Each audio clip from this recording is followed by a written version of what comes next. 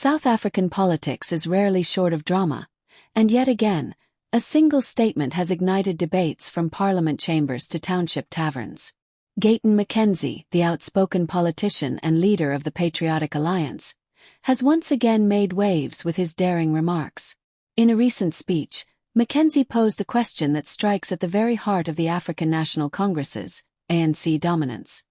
Will the ANC risk losing power over one man? His words, sharp and direct, were not merely a rhetorical jab, they could prove to be a prophetic warning. The one man McKenzie refers to is President Cyril Ramaphosa. For years, Ramaphosa has carried the weight of a fractured ANC, a party torn between loyalty to its liberation legacy and the disillusionment of millions of South Africans who feel left behind.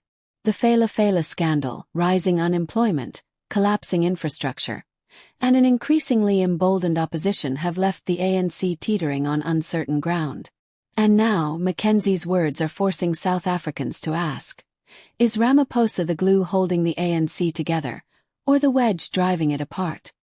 The ANC's dominance has been unrivaled since the dawn of democracy in 1994. For decades, the liberation movement turned ruling party commanded loyalty across provinces, communities, and generations. But loyalty is no longer guaranteed. Polls show that younger voters, in particular, feel no deep attachment to the ANC's historic past. They are more concerned with jobs, safety, education, and a better standard of living, issues on which the ANC has stumbled. McKenzie's comment comes at a time when the ruling party is fighting to keep its majority intact. Coalition governments, once unthinkable in South Africa, are now a looming reality.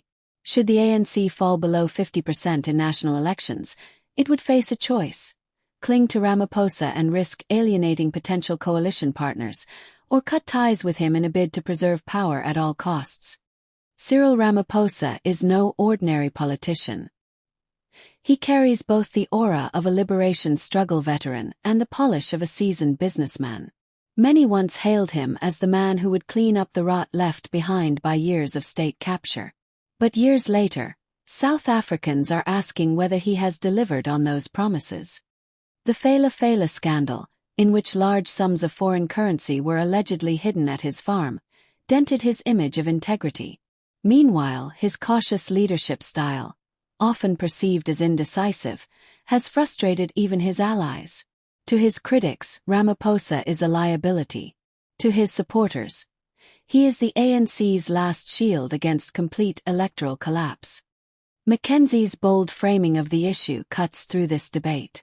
By asking whether the ANC would risk it all for one man, he is essentially accusing the party of prioritizing personalities over the people. South Africa's political landscape is shifting rapidly. Julius Malima's economic freedom fighters, EFF, continue to appeal to frustrated youth with fiery promises of land reform and radical economic transformation. The Democratic Alliance, DA, positions itself as the party of governance and stability, especially in urban centers. And figures like McKenzie himself, who speak with raw conviction and unfiltered honesty, are gaining traction among those disillusioned with traditional parties. In this crowded battlefield, McKenzie's words serve not just as commentary, but as strategy. By highlighting the ANC's internal dilemma, he positions his party as a truth-teller, unafraid to expose the ruling party's vulnerabilities. His message resonates with ordinary South Africans who feel that politicians often put party interests above the nation's future. McKenzie's statement might have been dismissed as political theater if not for the context. South Africa is heading toward what may be its most consequential election since 1994. The ANC, once unshakable, is fighting for its survival. Every word, every scandal, every slip in leadership could tip the scales. And so, his question lingers. Will the ANC risk losing power over one man? The answer may define not only Ramaphosa's legacy but also the future of the ANC itself.